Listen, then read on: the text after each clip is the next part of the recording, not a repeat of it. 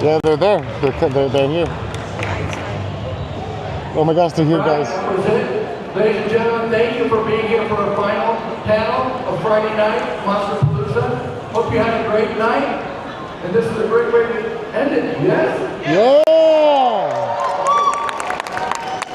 Okay. Great, all right. I'm going to bring up our moderator for our Terrifier panel, Mr. Trevor Shannon. Yeah!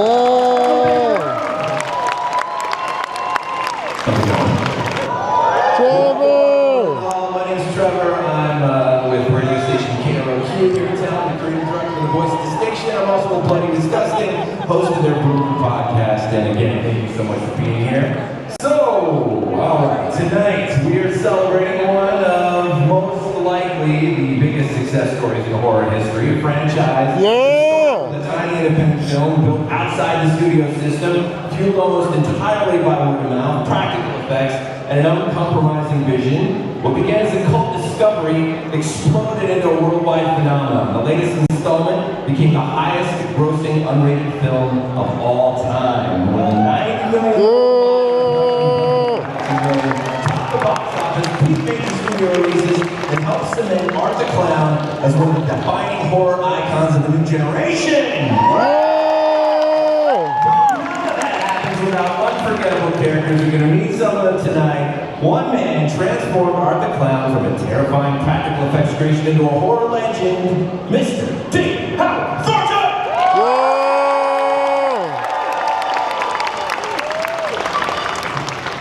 Also here with us today, one of the most incredible characters in the franchise, the little pale girl herself, Amelie McLean, everybody!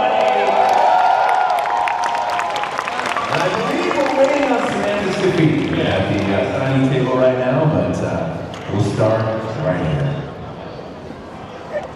I was recording and it like played the audio. What's up?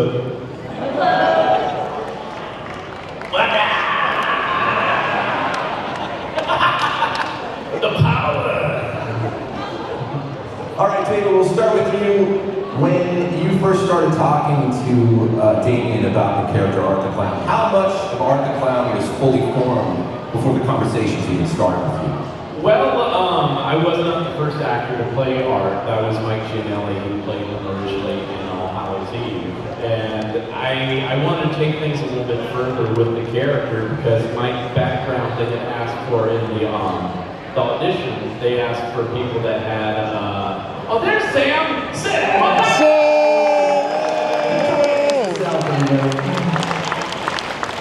Nice of you to join us. She had to get out of the bathtub.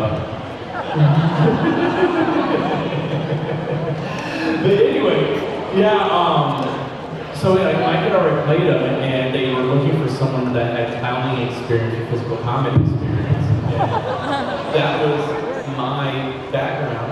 Did I do something wrong? Yes? Sorry. Oh.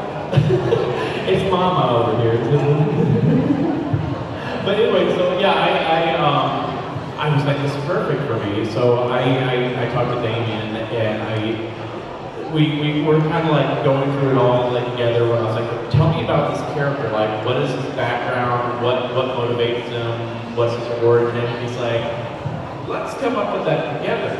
So that was like kind of an experimental thing. So I was very glad that we did the pizzeria thing pretty early on in the film, because that's when we really solidified where the character was going to live. Because I was doing all this clownish stuff with the character, like getting up and walking away with a little junky step, and all the production of the ring and all that kind of stuff. And he's like, that's something I didn't think about, because like when Mike played him, he just played him like a guy in a costume.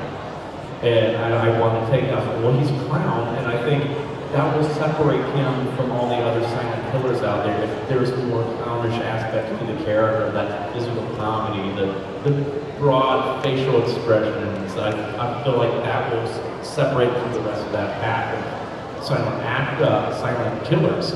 And I was glad that he was okay with that. So we've just experimented with that going on. It's always a fine line we have to walk with the character, because we don't want to go too silly with things, And so we will sometimes film two different parts of the scene. We'll do like a few takes very serious, and then he's like, okay, Dave, go crazy, have some fun, and then I will add the clownish stuff, and we'll see what works. So we can, during the editing process, we can say, oh, do we need to be a little funny here, or do we need it to be a little more serious here? And so it's an interesting tightrope walk that we're always going on for this character. Yeah, I was going to ask, at what point did you realize the comedy wasn't necessarily working against the character?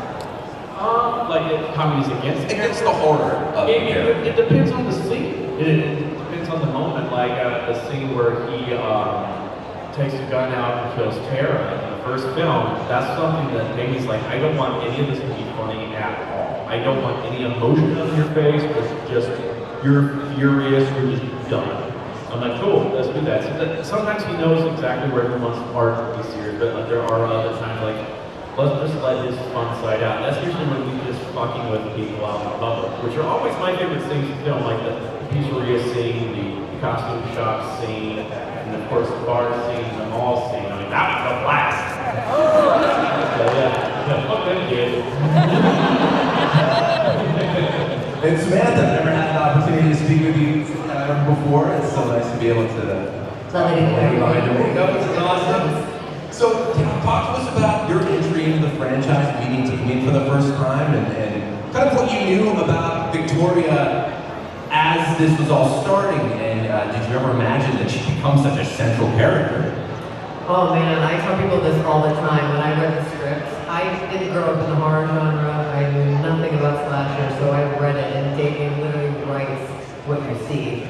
And I remember being so like, oh, I can't do this. Like, I'm definitely turning this down. And then I think like 2 months passed, and I heard back from him, and he was like, I want you to do the role. And I was like, great, yeah, I'll do it. Because I must have forgotten like what had happened 2 months prior. But I thought, you know what, I'll take a paycheck. No one's gonna fucking see this movie. And I kid you not, when we sat down in the theater in Lincoln Center, it was like a little horror weekend. I was so like just impressed by everything that they had done for what little we had. And but in terms of it going on to a second and a third film, I don't think any of us knew it was going to become a franchise, let alone be as successful as it is now. And I definitely thought every film that I have done, 1, 2, I'll say 1 and 2, I thought I was always dead at the end of them. And I'm like a little engine that could, just keeps coming back. But yeah, it's been very magical to kind of go on that journey with everyone, and Damien specifically, as he discovered, where we want the story to go, specifically Vicky. Let's roll a clip of one of the first times they meet, the Vicky chase scene, if we will.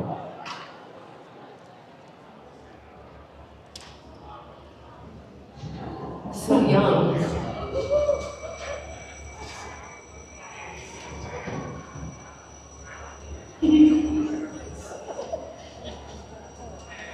Damn good surrender.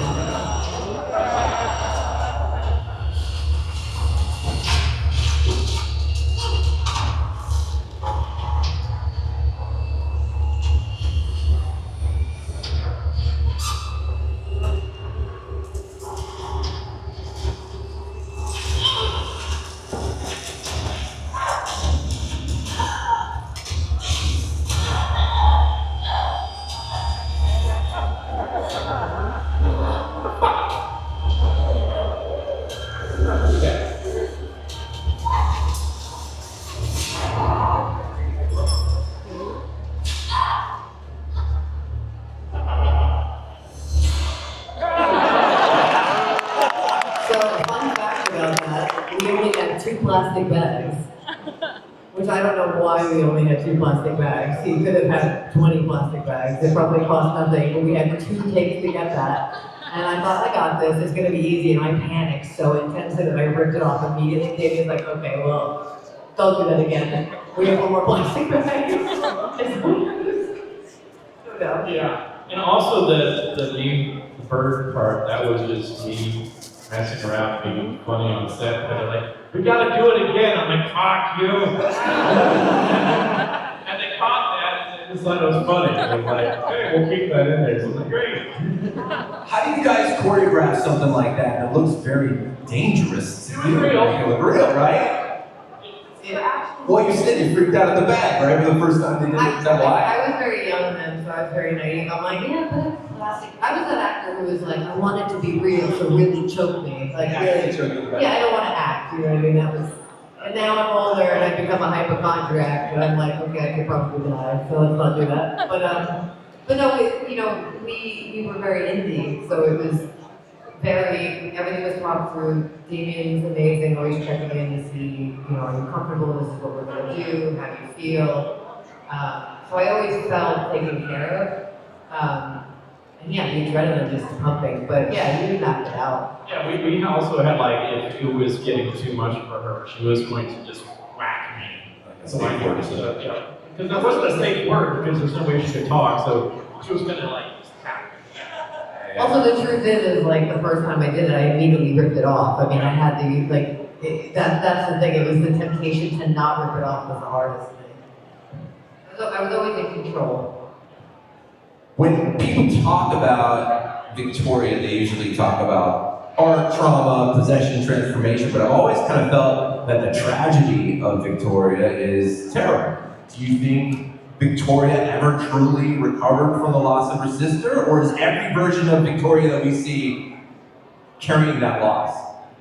I love this so much. Even Amelie turned to me and said, "You're gonna love this question."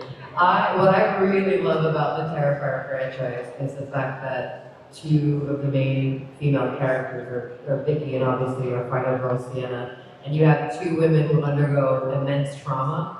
And one that overcomes that trauma at a cost, which is Sienna, and then you have Vicky who succumbs to that. She descends into madness. And I think that is a very realistic portrayal of what trauma can do to an individual.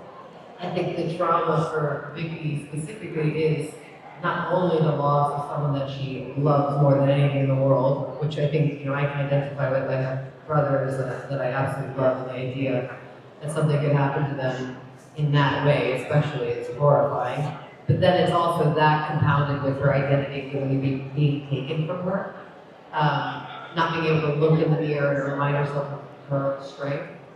And I think that trauma you never overcome trauma. That's something that you carry not only in your mind, but in your body and your physio. I advocate a lot for people who undergo domestic violence because I myself experienced that 10 years ago, and I learned firsthand how our body literally carries that trauma. And I think she carries that in her mind, in her body. And she's just a character that wasn't able to overcome that, sadly. But I think that those characters also need that representation. When you play Victoria now, is there any of Victoria actually left? Well, so the truth of it is, once in two, her eyes light up, she's completely out of control. And that's what I tell people all the time. Victoria, once she becomes possessed, has no control. When she enters into three, she's still in the body. It is only until she gets in the tub and she slits her wrist that Vicky is literally released. And that's only because the entity of the little pale girl is just kind of bored of her. When she's looking in the mirror, she says, Vicky used to be so hot and I was gonna fuck you. And she's pretty girl, and she bangs her head. She's taunting her and she's torturing her to the very last. And then she's just like, okay, I'm done. And she releases. So Vicky's not in control. And at that moment, she's completely released, and then she's just a physical vessel for this entity, which I think is a representation of trauma and the madness that that one can succumb to because of that trauma. And how many fans of Little Pale Girl, right? When she comes on the screen for the first time in Terrifier 2, our minds are blown. Such a cool character. So Amelie, you're entering this world later after the first film, obviously. As the new kid walking into set, kind of seeing what David and Victoria have built over the years, what was it like stepping into that environment for you? Yeah. I was pretty nervous at first, just because I had big shoes to fill. I knew that I wanted to do good on the set, and I wanted to prove to Damien that I could be a good little pale girl, and I could be what he wanted, because I knew that this role was really important to him. So I just remember the first day walking on set, right before we filmed the costume scene. I met David in costume. I did not meet him out of costume. I met him in costume, and 20 minutes later we filmed the costume scene. So basically the costume scene was just us getting to know each other because I had met him literally 20 minutes prior. But yeah, I think I know I loved it. I think what helped me to be comfortable on that set was knowing David and knowing Damien, knowing that they are really good people, and just because he's creepy in a costume doesn't mean that he's like mean in real life, because he's the opposite. He's super sweet. You're like the opposite of your character in real life. So that helped me a lot when I was little, just knowing that everyone was sweet in real life. And David, what do you remember about working with Amelie for the very first time? Oh my god, it was just like, the funny thing is, I met both of them the first time in full, like, costume and makeup.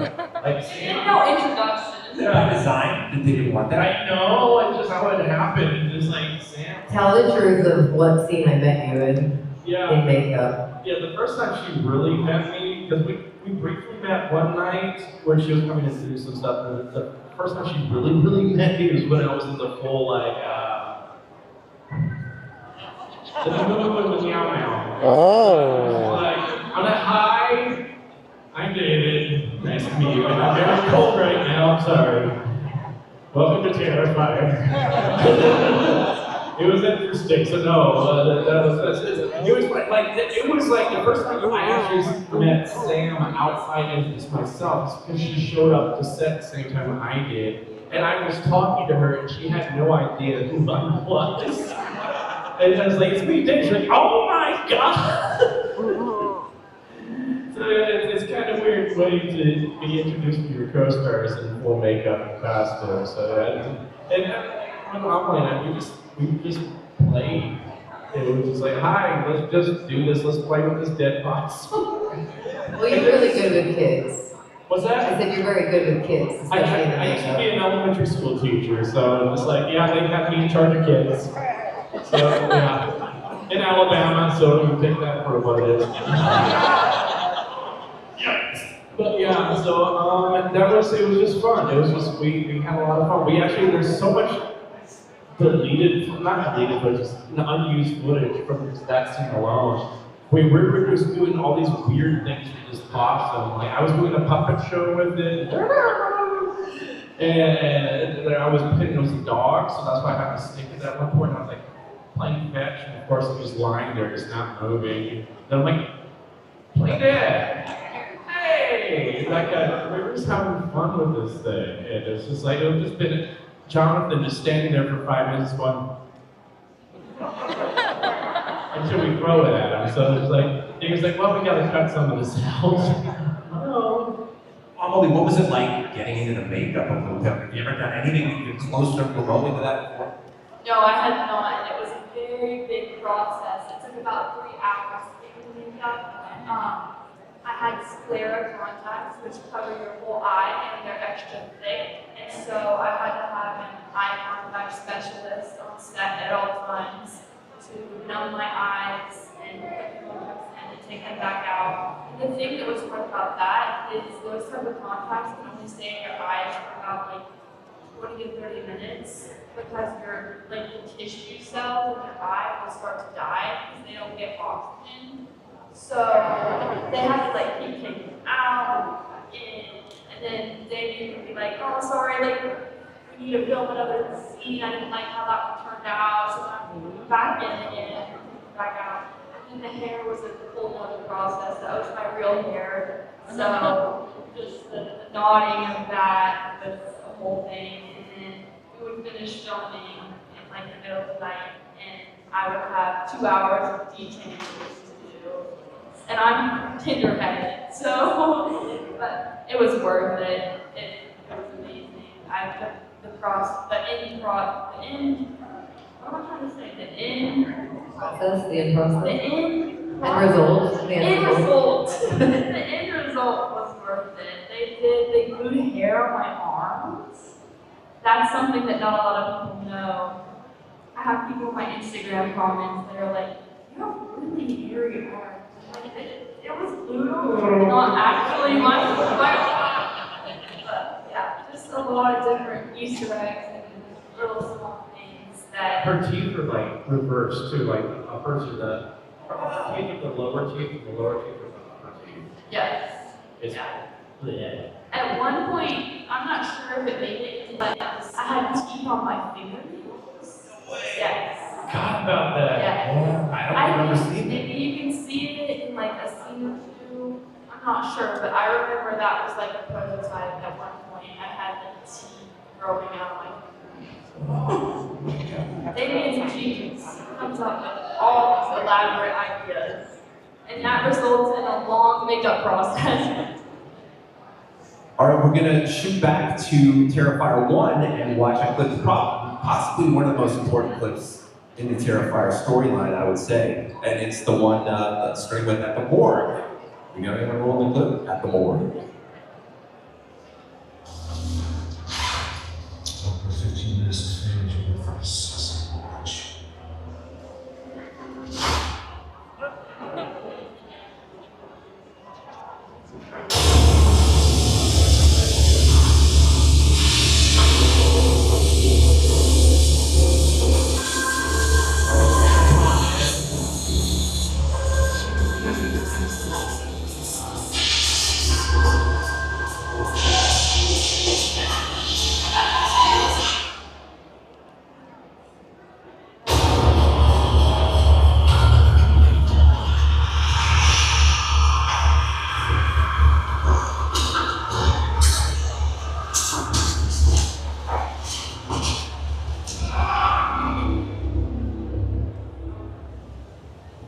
Thanks again for everything, Doctor. You'll be in our prayers. Please, don't mention it. We're all gonna miss this one. She's been so positive. Makes everyone laugh. She certainly hasn't lost her sense of humor. It's good. It's a good thing. Important to stay positive, right? Absolutely. Good spirits. She'll be fine. Well, take care of yourself, Victoria. I'll see you in a couple of months. You're welcome. So long, Doctor. Bye. What do you say, kiddo? Ready? Yeah. Oh, and good luck with your interview tomorrow.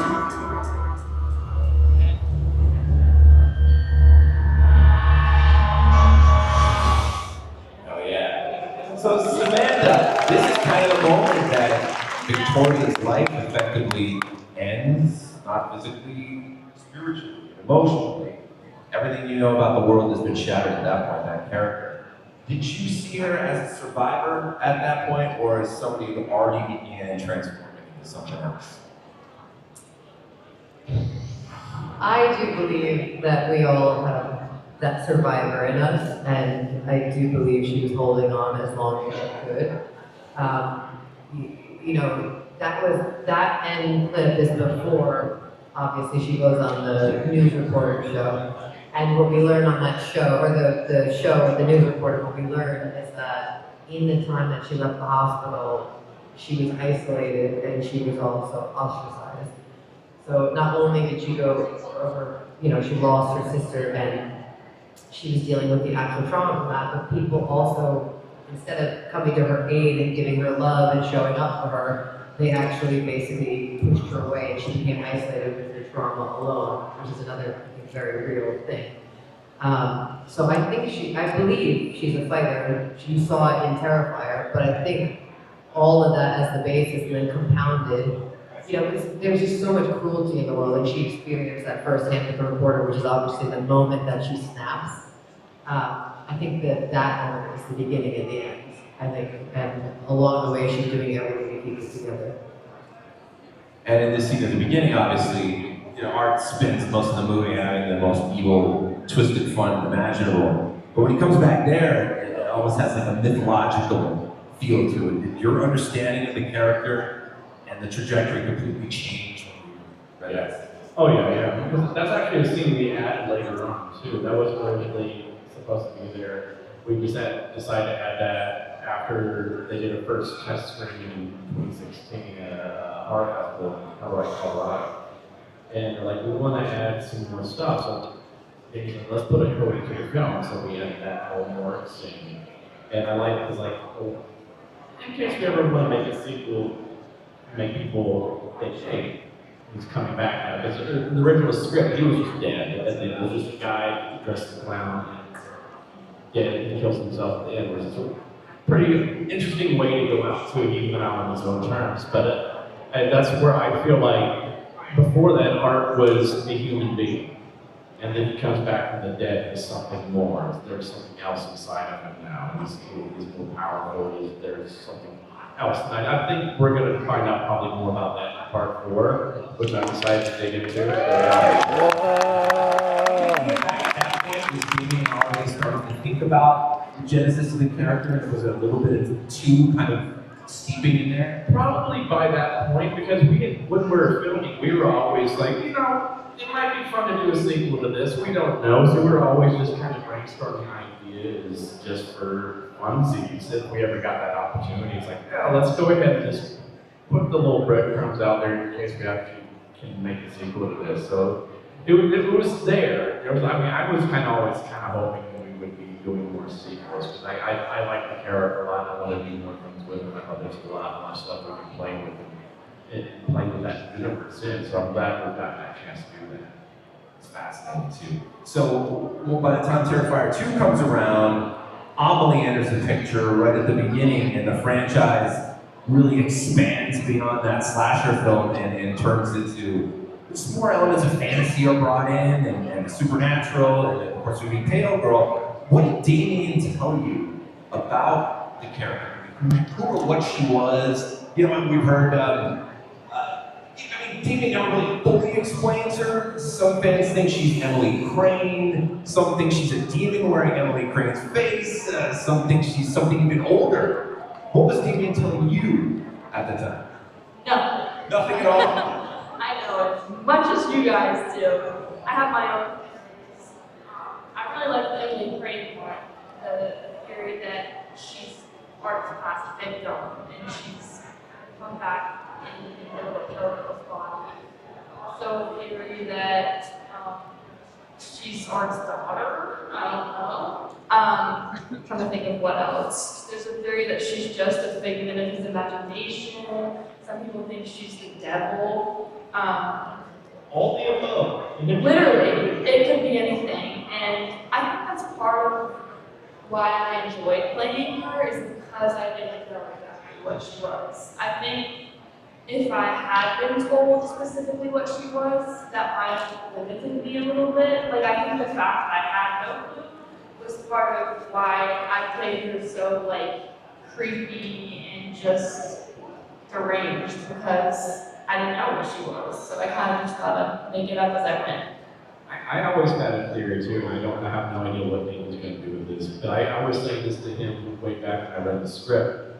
Was like, I love that idea, because I wanted to tie, there was one character I always loved in the first film, and I always want that character explained more, because she seemed to know about art. She's like, you know, it's the cat man. Where she's like, he's doing this because he thinks this is funny. It's like, she knows all this stuff kind of about him in some weird way. And the baby doll that she has in the first film is named Emily. So I've talked to Damien about this, and I was like, this was always my theory. It was like, who knows what he's going to come up with, but I always thought that could have been Emily Crane's mom, and that's why she went crazy. She could not deal with the trauma of losing her child, so this baby doll has become her baby Emily in her mind. This is her actual daughter that was killed by Art earlier. That's my theory. I have no idea what Damien is going to do with it in part 4, if he is going to do anything with it. But that's what I thought was cool. Well, I have to put that out to the universe. I love that. And how about you, Samantha? Did you play Vicky with any association to the Pale Girl or the Pale Girl entity at all? In 3, yeah. I mean, by 3, I understood that Biggie was possessed by the entity of the Pale Girl. That was something that Damien made very clear to me. And I think when it came to approaching the character, Damien had a very specific vision of Vicky. He loved the idea that she was nuts. She had the most horrible potty mouth. She was unpredictable. She was dark. And so that the little pale girl is a demon. It's this entity. It's pure evil. So I had a lot of fun with that because I think I always say to people, I had a lot of fun playing a villain, and I don't know what that says about me. But I can show up to set and it's very black and white. She's pure evil. So I could just get to set and basically fuck with people. But in like Vicky as a survivor in 1 and even 2, that's a real place that you have to go to, and that can be extremely challenging and hard to reach. And sometimes as an individual, you don't really necessarily want to go there because you can touch upon your own stuff. So that's why for Vicky and 3, it was very exciting to play. And I did have fun torturing some people on set. I'm actually curious, what elements of what Amelie brought to the Tail Girl went into your performance of being possessed by that entity? Well, I mean, Amelie does an amazing job at physical, physical expression, especially with just the way she moves and then she tilts her head, and it's very extreme. So there's definitely, remnants of that into Vicky. Is that kind of unpredictability and that kind of jarring movement. I think those are definitely iterations that have been pulled from the amazing performance that Amelie does. Well, thank you. So David, you spent obviously the first movie kind of tromping around by yourself, and then in this one you have a partner in crime. Yeah. Because that's almost like a twisted comedy duo. Did it bring anything out in your portrayal of art that you really love digging into and having a partner? Oh yeah, because I like that you got to see some other aspects of the art in this too, because he gets annoying. I liked he's like the scene where they come after he's just been resurrected again. Take that, Jesus, I've come back more times than you.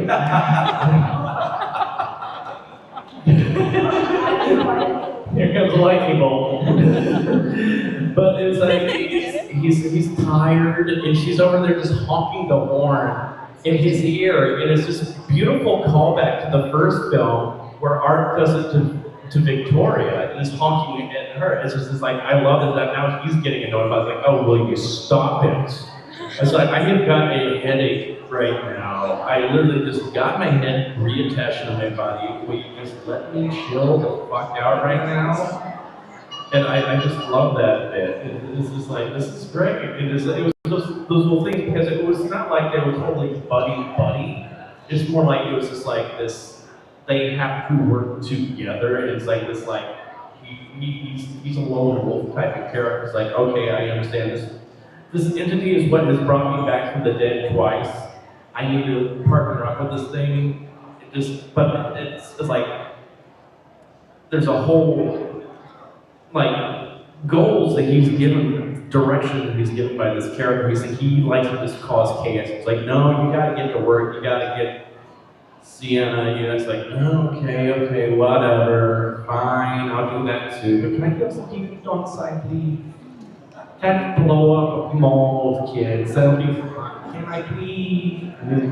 So it's this fun little dynamic we were able to work with there. It's kind of great. Then later on, we have the whole entire scene with the family. That's where, okay, he's kind of like grown more attached. It's like, oh, okay, you're actually kind of twisted and fun. Okay, let's really, and I really wish we could have done the full scene that we had originally written, but we had to cut like half of that scene. It was like a 20-page scene. Yeah. And we only shot like 10 pages.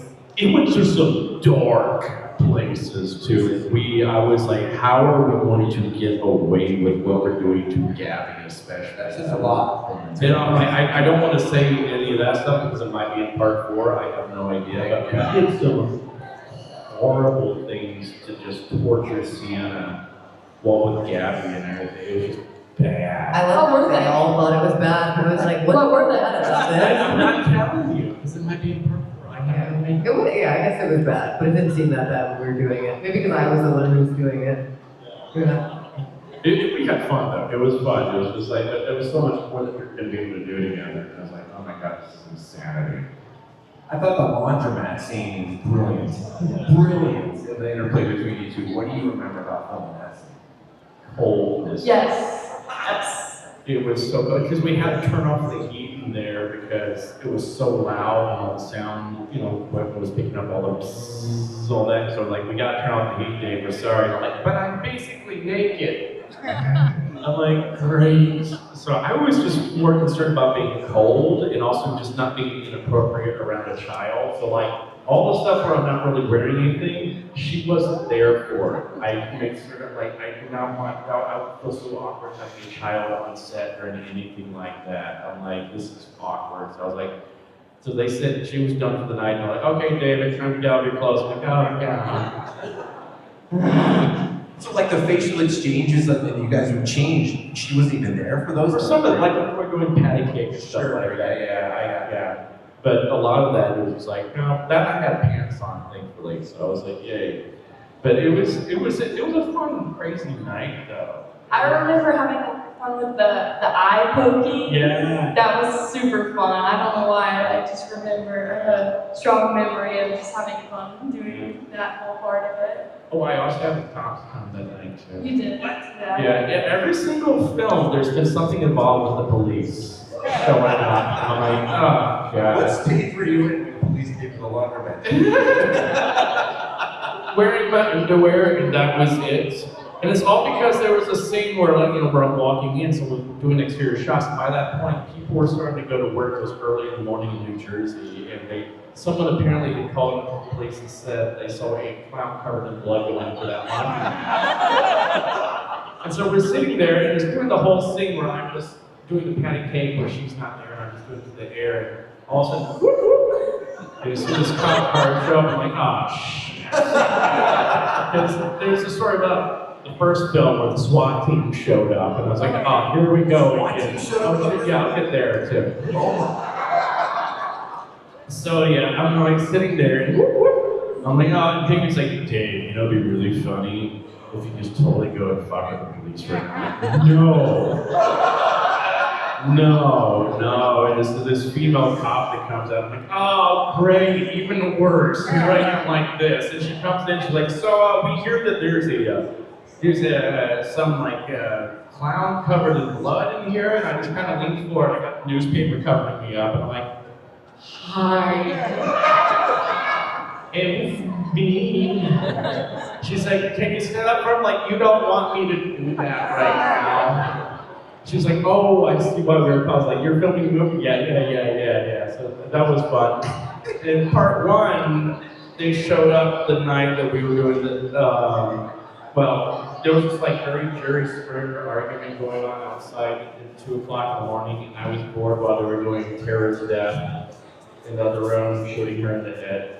You know, and I'm watching the argument, and the ladies see me, and I'm like, hi, I forgot how I look. So I'm just full clown makeup with blood all over, and like, hi, in this abandoned warehouse in Trenton, New Jersey.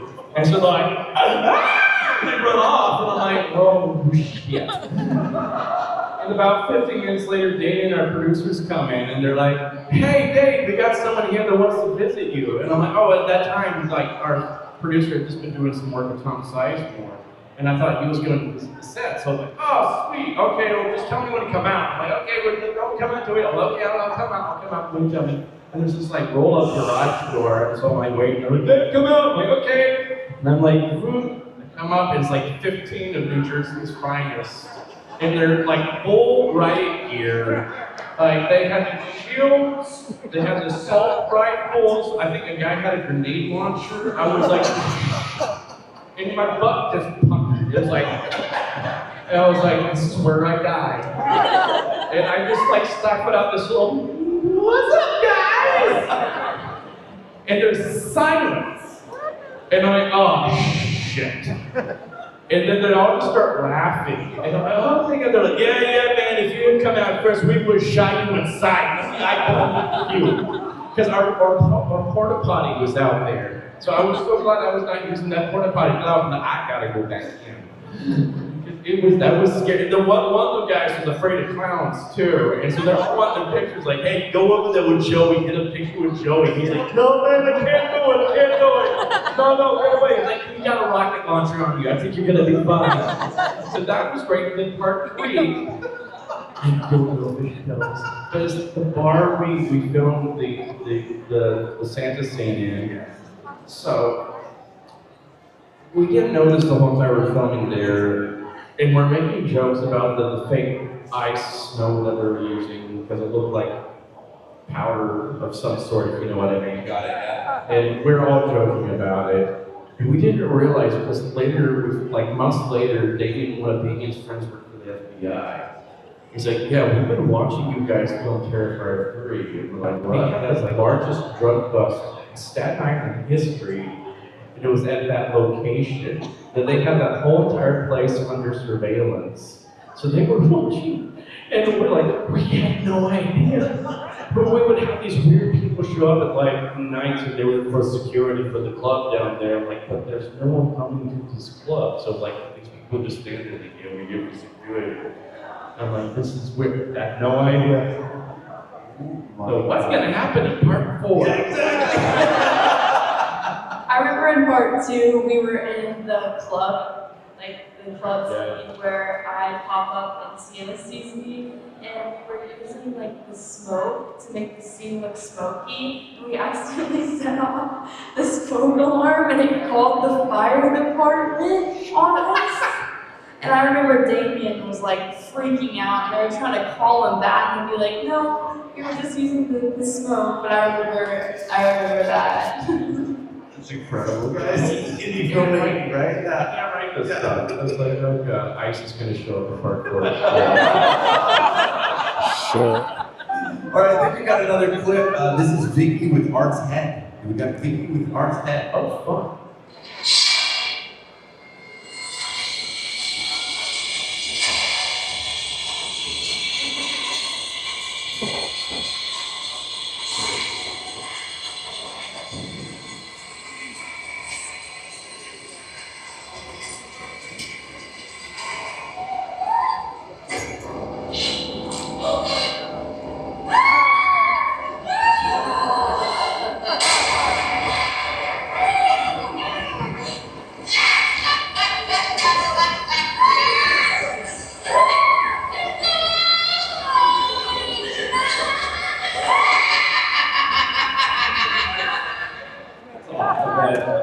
Art, you gotta tell us how that actually works.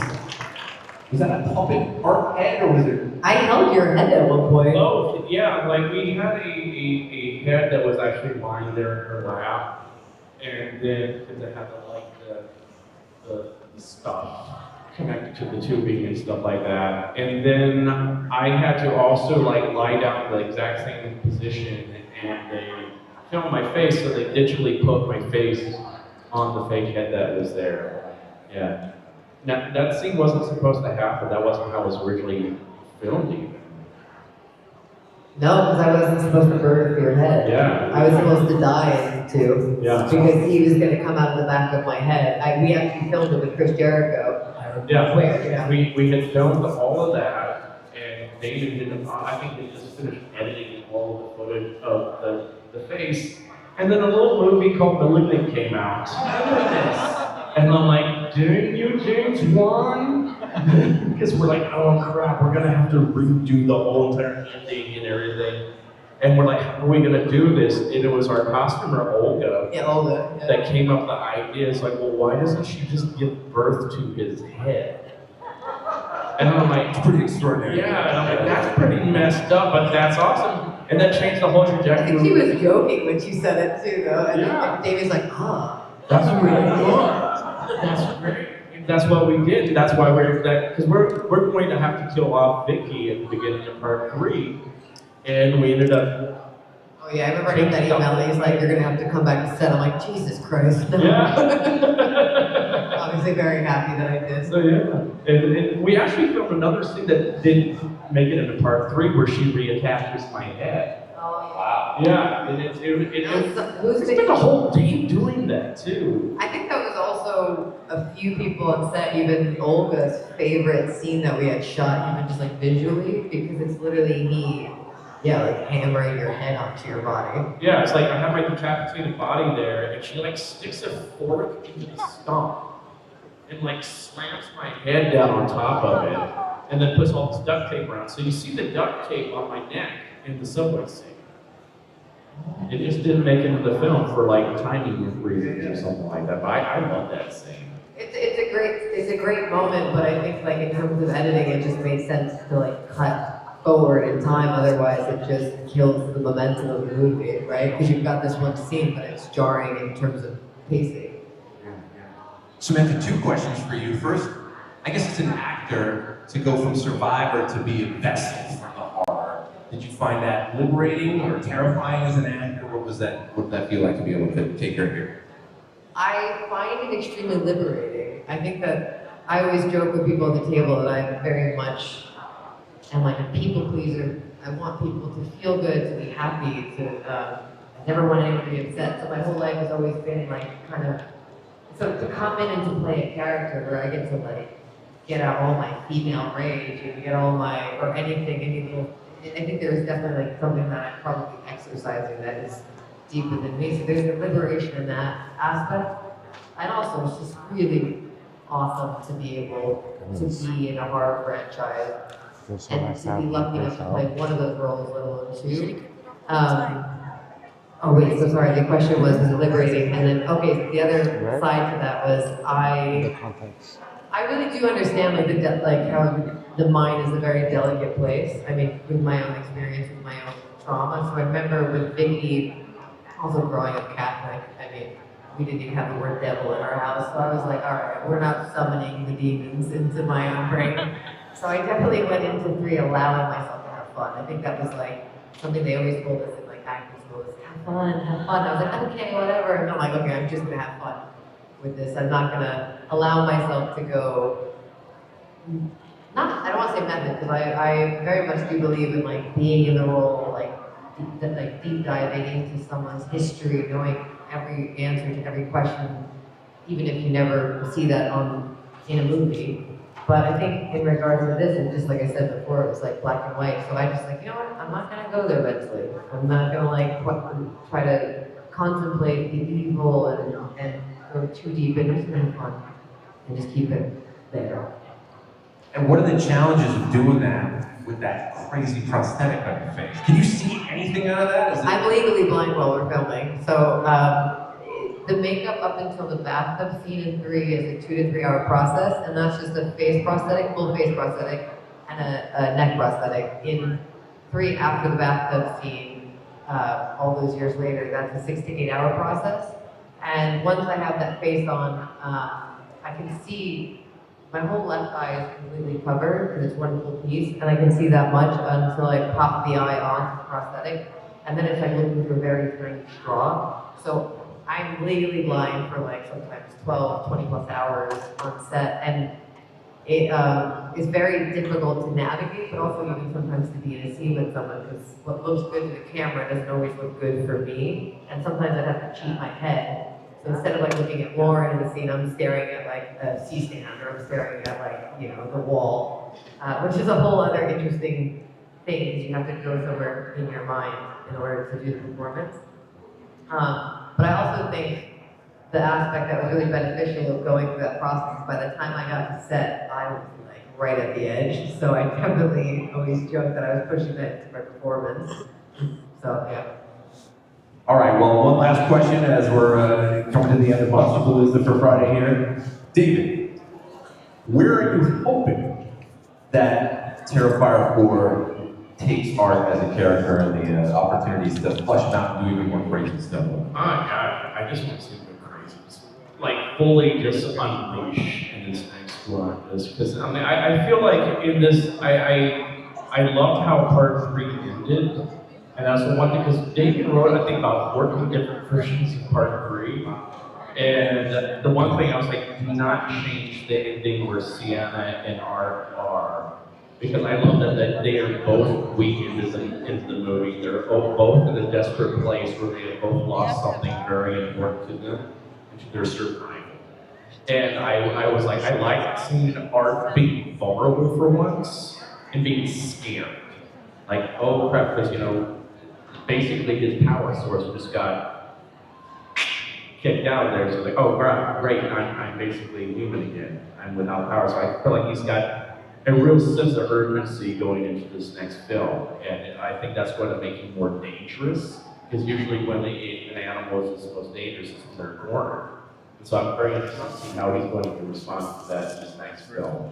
I haven't read the script yet, so I'm like, what's happening? But I do know what's up on New Year's Eve, which has got me very excited. And so I'm like, oh my God. Whoa! Like the possibilities for that are just like, oh, there's a lot of fun mayhem that can be had with that. So yeah, I think it's, I'm very excited to see where we're going to go with that. I would love to see, you know, because you know, Gabby falls into hell. I feel like that's somehow going to be involved in this. What's going to happen with her? Because both her and the sword are in there. The one thing that can basically defeat Art is in hell too. So I feel like there's this sense of urgency with both of them. Both Art and Sienna, that they have got to get to hell somehow. And I'm like, how is that going to happen? What is going to trigger that to happen? Like, how do you get to hell? What is that gonna look like? I don't know. I like, what is Leone's version of hell? If it's in the movie, I don't know. Yeah. But like, what would that be? I feel like we saw a little bit of that in like part 2 with the Clown Cafe, when Sienna drops into the tank. Surreal. That's like, there's a hellish version down there. So it's like, is that what hell is like? I don't know. I'm excited as you guys. I'm like, I'm just speculating because I know Jack crap. Damien has been very, very buttoned up about part 4. I mean, a lot of us have been going to what's happening. He's not telling me anything. He's not telling Lauren anything. He's not telling Sam anything. We're all I thought last week we were going to get something out of him. I was like, okay, he's going to give us something. And he's like, I'm still writing. I was like, oh, God. Yeah, it's great because like the past films, he's always like, oh yeah, we're gonna do this and this and this and this and this, and like awesome. This one, I'm like, come on, man, I want to know. So I'm like, when everybody else found out set on New Year's Eve, that's when I found out. Like, what? Yeah, so I'm very excited. I'm very excited. Oh, we are too. We cannot wait. Thank you guys all for the heart that you bring these characters.